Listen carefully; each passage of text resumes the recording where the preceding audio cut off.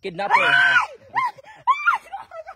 Hindi na kumusol dito kaya. Makita mo sa Lilipoy kung paano huli niya yan. Oh, sige, sige. Ganito siya hulihin. Okay, Saron. Sige. Okay? 4. Okay, go! 3, sige. Hulihin na ni Manoy Lipoy. Ayun eh.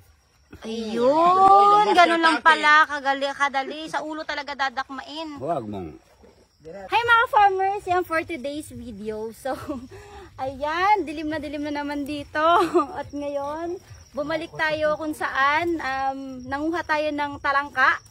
At ngayon, dati nakakita ko ng dito ng ahas or kung tawagin is tangkig. So ngayon hindi na natin tatakbuhan dahil lalapitan na natin. So kailangan natin makonquer yung fear natin at dito nagbabalik kami ngayon sa fish pan ko. So ito kami magkakasama.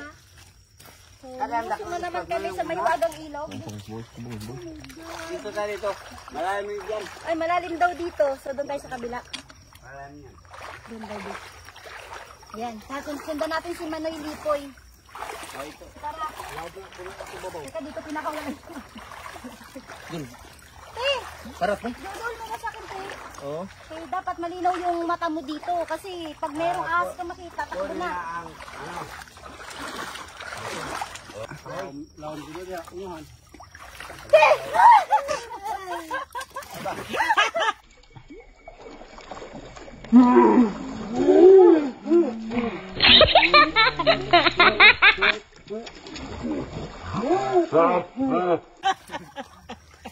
Manoy, daghan kay kahoy dire. So ito mga farmers, yung una nating nakuha. So talagang walang talangkang nagpapakita, walang asan. So ito talaga yung una nakikita natin dito, yung tangkig. So payat pa yan mga farmers ha, kasi yung nakita natin last time is sobrang taba. So kasing taba ng braso ko yung sinigawan ko. So ito, ayan, payat. Hindi pa nakakain. Ayan. So yan yung itsura. Sige, Lipoy. Okay na mo. Yeah? Okay. Okay. Yeah. Nakikapangutan na. Ano man ang mas malakas ang kamandag?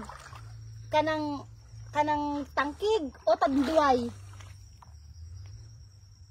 Wala lang. Tay. Hey mga farmers, gusto nyo bang matuto ng forex trading kung saan pwede kang kumita online?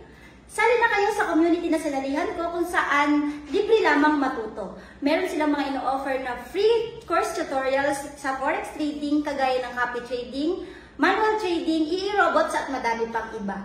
So kung interested kayo, sali lang kayo sa Telegram channel. Nandyan ang link sa baba. Oo, sige. Ah. Maganda to. Ay, naku, nagalawang buntot.